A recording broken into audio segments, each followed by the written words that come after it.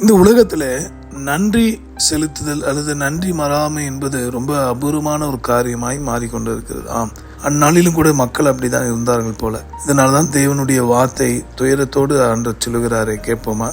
சங்கீதம் 106:22. தங்கள் இரட்சகரான தேவனை மறந்தார்கள்.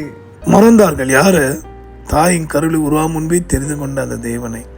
யாரை மறந்தார்கள்? மனிதன் தோளில் சுமப்பது போல நீங்கள் இவ்விடத்தில் வந்து சேர வரைக்கும் உங்கள் சுமந்து கொண்டு வந்ததை கண்டீர்களே என்று சொல்ல, ஒரு தகப்பனாக, தாயாக, ஒரு மூத்த சகோதரனாக எல்லாமாய் இருந்து தன் ஜனங்களை நடத்தினார் பாருங்க. அந்த ஜனங்கள், நன்மை பெற்ற ஜனங்கள், முகமுகமாய் அதிசயங்களையும் அற்புதங்களையும் அடையாளங்களையும் பார்த்த மக்கள் தங்கள் இரட்சகரான தேவனை மறந்தார்கள். இது கேட்கும் அருமையானவர்களே, இன்று உங்களை மறந்த நண்பர்கள், உறவினர்கள், உற்றார், பெற்றோர் இவர்களை நினைத்து நீங்கள் மனம் கசந்து அல்லது வேதனையோடு உட்கார்ந்திருப்பதை நான் பார்க்கிறேன். ஆனால் ஒன்று நீங்கள் மறந்துவிட வேண்டாம்.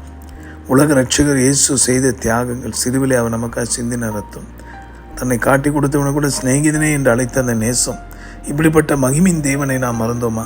அவர் நமக்கு நம்பி எழுதி தந்த கற்பனைகளை நாம் மறந்திருக்கிறோமா? அவர் வருகைக்கு ஆயத்தப்படும்படி சொன்னாரே, அந்த ஆலோசனையை நாம் மறந்தோமா? சரி, இன்று நம்மை புதுப்பித்துக் கொள்வோம். கர்த்தரிடத்தில் திரும்பி வாங்க. நிச்சயமாய் உங்களையும் உங்கள் குடும்பத்தையும் எதிர்காலத்தையும் மறவாத தேவன் ஆசீர்வதிப்பார். ஜெபிக்கலாமா? அன்புள்ள ஆண்டவரே, இந்த வார்த்தையின்படி உம்முடைய கற்பனைகளை மறந்தோம், உம்முடைய தயவை, அற்புதங்களை, அதிசயங்களை மறந்தோம். அப்படிப்பட்ட மனிதர்களாக எங்களை மன்னித்து ஒரு விசை புதுப்பித்தருளும். தொடர்ந்து உம்முடைய வார்த்தையை நம்பி உறுதியாய் வாழ அருள் புரியப்பா.